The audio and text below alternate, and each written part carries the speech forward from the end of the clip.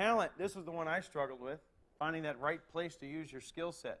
I used to have a great excuse during my early days of my stewardship walk in the late 90s to be able to say, well, God, until you start creating more TV stations that do your thing, I can't really help you. It's what I do. I'm a broadcaster. And then one day my pastor came to me and said, you know, we're doing this capital campaign video in 1997, and said, can you help us put a video together? Oh, shit. I knew,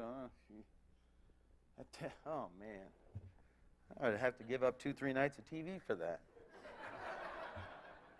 So I volunteered to do the video for our parish, and we raised $3.4 million, and that video helped to be a key component in our ask to people in our parish to build a new church and eventually a new school and eventually a new parish center, a total campus of about $7.5 million.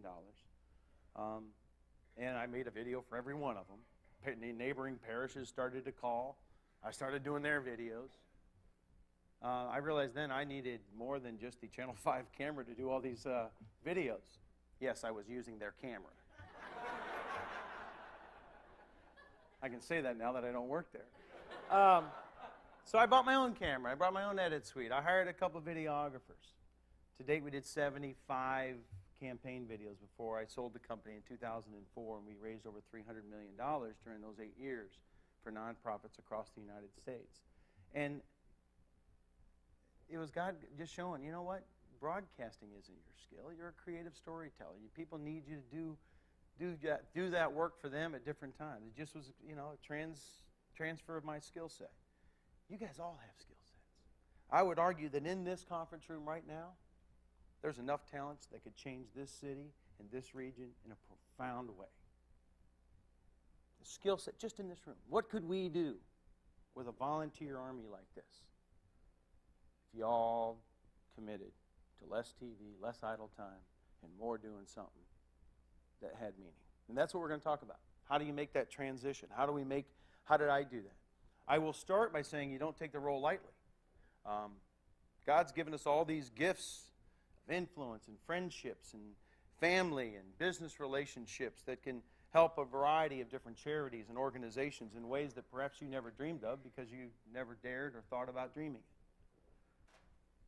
The work that you do as a caring neighbor is also critical to the overall health of this society and of this community. We're a country that is built on the premise of people helping people, not government helping people.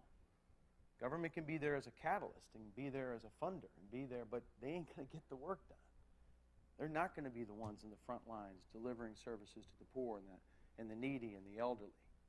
They're just not. They don't have that kind of capacity.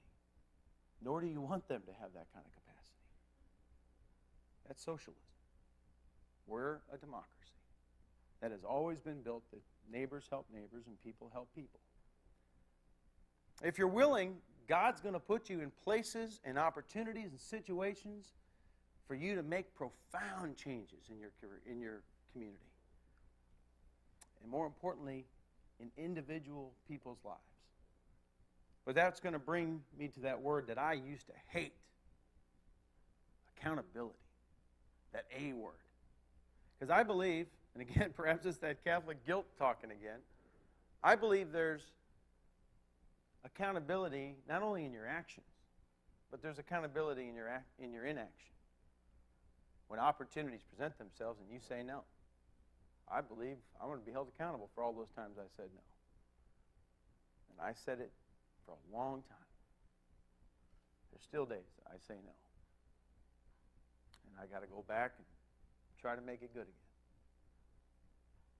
God also gave me a lot of other opportunities in my life before I actually came to St. Patrick's Center that I think were time sensitive. He let me do talk radio, which I had never done before, 2001 to 2003.